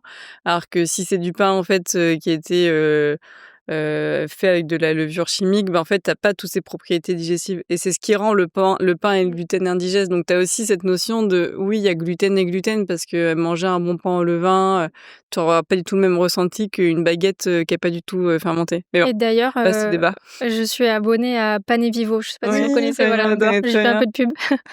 Je reçois son pain tous les mois. C'est et excellent. c'est un pain qui me fait jamais mal au ventre. Et C'est tu du vois. blé, Et voilà. mais il est trop bon et je suis super contente qu'il existe. Et comment tu fais pour le garder? Tu le congèles? Je le congèle, ouais. Parce que Lizel m'a appris un truc, genre au début, qu'il fallait le couper en tranches avant de le congeler. Oui, exact. Ah oui, surtout congeler le pain frais. Oui. Ouais. C'est du sport. Je passe un petit moment à couper. Mais moi, j'avais l'abonnement avant et puis bon là, j'ai un peu switché, mais t'as une bonne boulangerie en bas. j'ai une bonne boulangerie en bas de chez moi. Et ouais, moi, pas trop. Mais j'adore son pain. Trop bon. Trop bon. Ouais. Bon, la fin, merci. si vous voulez manger du bon pain, commandez sur Pain et Vivo, vous pouvez les trouver sur Instagram facilement. Camille, mille merci, c'était Merci passionnant. à vous. On a adoré Trop bien. t'écouter. Et on espère que la route sera belle pour Anatae, que tu auras plein de nouveaux consommateurs de matcha. Merci. Pareil pour Dijo. Continuons à se suivre comme ça longtemps. Merci. Merci beaucoup.